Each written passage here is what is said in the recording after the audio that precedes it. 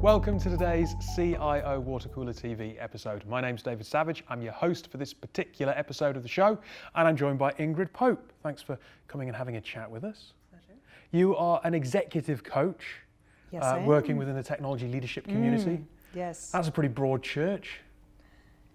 It is, and it's all about people, huh? And interestingly, that's what comes up again and again and again. People make organizations run, create cultures within organizations, and mainly the challenges that people come with, even though they might start as an inquiry around a technical skill. Yep. Generally, we're talking about something around managing people. If we start at a very high level, I would assume most people are coming from a technology background still. I know that product and the relevance of product design and development is becoming increasingly important in the industry, but I would imagine it's still people from maybe an engineering or an infrastructure route. Are they struggling with that aspect? I mean, you've mentioned people, but also managing upwards of people in terms of the business responsibilities and requirements? Yes, and I think we're also seeing a little bit of a shift of the type of people who are coming into this space.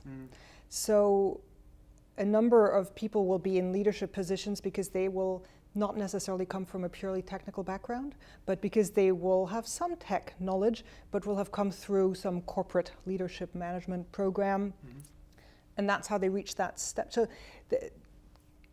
sometimes what we also see is people who are able to manage, but now they might be able to manage upwards, but they can't manage transversely and reach out and build meaningful relationships with their business counterparts and their internal customers because of interesting developments in terms of technology now and digital being more widely spread. Right. So people have more knowledge of the tech that they think they want.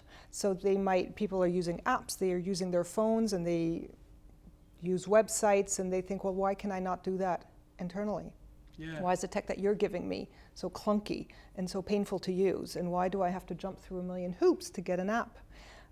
So being able to articulate from a tech perspective why that might be.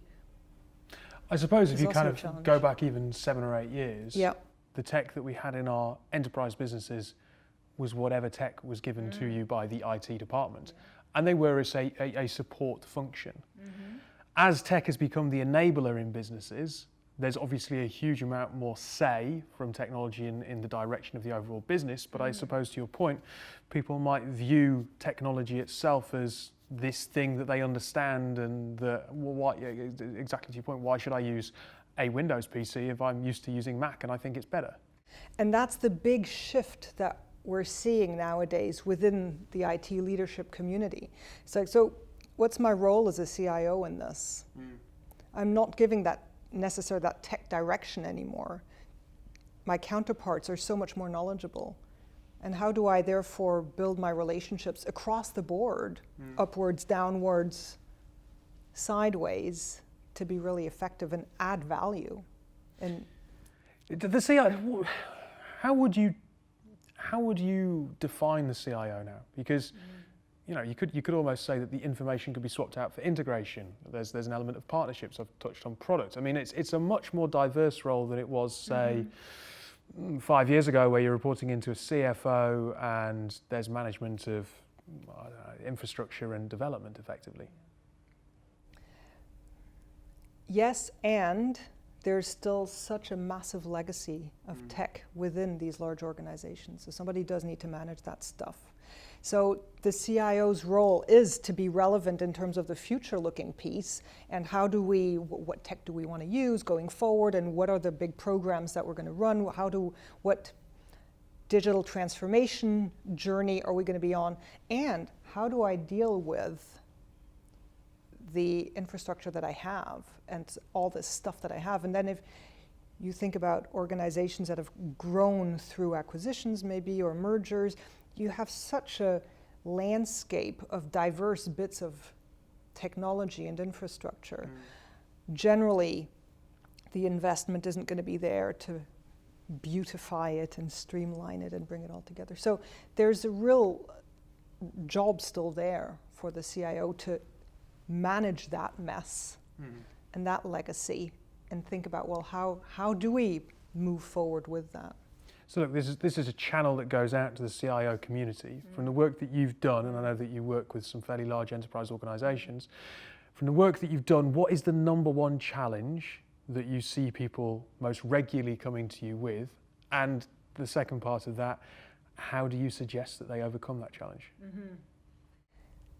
So the biggest challenge is one of overwhelm. There's too much of everything right now. My environment is super complex. I need to build all these relationships with all these people, and there's just so many of them, and I need time to build good, meaningful, trusting relationships with people, and I haven't always got that time.